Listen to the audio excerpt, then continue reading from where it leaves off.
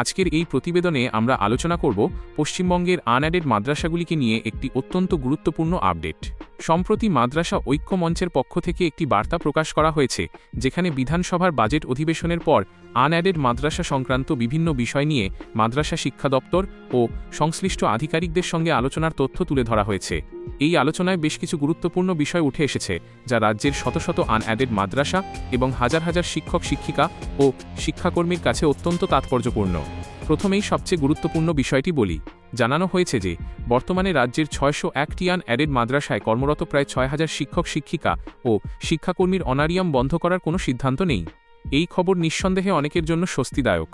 দীর্ঘদিন ধরে বিভিন্ন মহলে অনারিয়াম বন্ধ হওয়ার আশঙ্কা নিয়ে আলোচনা চলছিল, তবে আলোচনার ভিত্তিতে স্পষ্ট করা হয়েছে যে বর্তমানে এই ধরনের কোনো সিদ্ধান্ত গ্রহণ করা হয়নি। দ্বিতীয় গুরুত্বপূর্ণ বিষয় হল মাদ্রাসাগুলির ভেরিফিকেশন। দপ্তরের পক্ষ থেকে জানানো হয়েছে যে সমস্ত আনএডেড মাদ্রাসার নথিপত্র এবং কার্যক্রম যাচাই করা হচ্ছে। যেসব মাদ্রাসা নিয়ম মেনে পরিচালিত হচ্ছে এবং যাদের বাস্তব অস্তিত্ব ও শিক্ষামূলক কার্যক্রম রয়েছে, সেসব প্রতিষ্ঠানের উন্নয়নের বিষয়টি সরকার গুরুত্ব সহকারে বিবেচনা করছে। অন্যদিকে যেসব প্রতিষ্ঠানের কার্যক্রম নিয়ে প্রশ্ন রয়েছে, তাদের বিষয়ে পরবর্তীতে প্রশাসনিক স্তরে সিদ্ধান্ত নেওয়া হবে। তাই প্রত্যেক মাদ্রাসা কর্তৃপক্ষের উচিত নিজেদের সমস্ত নথিপত্র, ছাত্রছাত্রী তথ্য, শিক্ষক কর্মচারীদের তথ্য এবং প্রশাসনিক কাগজপত্র সঠিকভাবে সংরক্ষণ করা। এবার আসা যাক বাজেটের প্রসঙ্গে। আলোচনায় জানানো হয়েছে যে আনএডেড মাদ্রাসা খাতের জন্য আগামী ৮ মাসের জন্য ৭৫ কোটি টাকার বাজেট নির্ধারিত হয়েছে।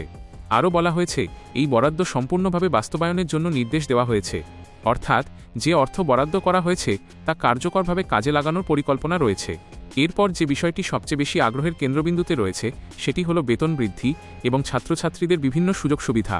এই প্রসঙ্গে দপ্তরের পক্ষ থেকে জানানো হয়েছে যে বাজেট অধিবেশন শেষ হওয়ার পর নবান্নে উচ্চ পর্যায়ে আলোচনা হবে। সেই আলোচনার ভিত্তিতে আনএডেড মাদ্রাসা সংক্রান্ত একটি নতুন নোটিফিকেশন জারি করা হতে পারে। সেই নোটিফিকেশনের মাধ্যমেই ভবিষ্যতের বিভিন্ন সুযোগ সুবিধা, উন্নয়নমূলক পদক্ষেপ এবং অন্যান্য বিষয় সম্পর্কে বিস্তারিত জানা যাবে। তবে এখানে একটি বিষয় পরিষ্কারভাবে মনে রাখা দরকার। এখনও পর্যন্ত বেতন বৃদ্ধি সংক্রান্ত কোনো সরকারি আদেশ প্রকাশিত হয়নি, তাই সরকারি নোটিফিকেশন প্রকাশ না হওয়া পর্যন্ত আমাদের অপেক্ষা করতে হবে।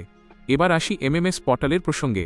দপ্তরের পক্ষ থেকে জানানো হয়েছে যে সমস্ত আনএডেড মাদ্রাসাকে এমএমএস পোর্টালে প্রয়োজনীয় নথিপত্র আপলোড করতে হবে। যদিও সময়সীমা কিছুটা বাড়ানোর বিষয়টি বিবেচনা করা হচ্ছে বলে জানানো হয়েছে। কোনো মাদ্রাসার যদি নথি আপলোড করতে সমস্যা হয়, তাহলে সংশ্লিষ্ট ডমা অফিসের সঙ্গে যোগাযোগ করে সমস্যার সমাধান করার পরামর্শ দেওয়া হয়েছে। এই মুহূর্তে এমএমএস পোর্টালের কাজকে অত্যন্ত গুরুত্ব দিয়ে দেখা হচ্ছে, কারণ ভবিষ্যতের অনেক প্রশাসনিক সিদ্ধান্ত এবং উন্নয়নমূলক কর্মসূচির সঙ্গে এই তথ্য ভাণ্ডারের সম্পর্ক থাকতে পারে। আলোচনায় আরও জানানো হয়েছে যে গত 10ই জুন অনুষ্ঠিত মহাসেমিনারে মাদ্রাসা মন্ত্রীর দেওয়া বিভিন্ন আশ্বাস বাস্তবায়নের বিষয়েও ইতিবাচক বার্তা পাওয়া গেছে। পাশাপাশি বলা হয়েছে যে ভবিষ্যতে আনএডেড মাদ্রাসা সংক্রান্ত গুরুত্বপূর্ণ সিদ্ধান্ত গ্রহণের ক্ষেত্রে বিভিন্ন প্রতিনিধির সঙ্গে আলোচনা চালিয়ে যাওয়া হবে। সবশেষে একটি গুরুত্বপূর্ণ কথা, আজ আমরা যে তথ্যগুলি আপনাদের সামনে তুলে ধরলাম, সেগুলি মাদ্রাসা ঐক্যমঞ্চের প্রকাশিত বার্তার ভিত্তিতে উপস্থাপন করা হয়েছে। সরকারি চূড়ান্ত নির্দেশিকা বা গেজেট নোটিফিকেশন প্রকাশিত হলে বিষয়গুলি আরও স্পষ্ট হবে। তাই কোনো গুজব বা অসম্পূর্ণ তথ্যের উপর নির্ভর না করে সরকারি নির্দেশিকার দিকে নজর রাখুন।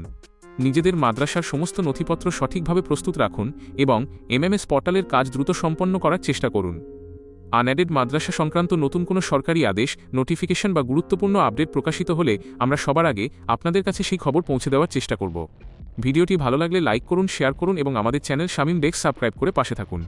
আল্লাহ হাফেজ।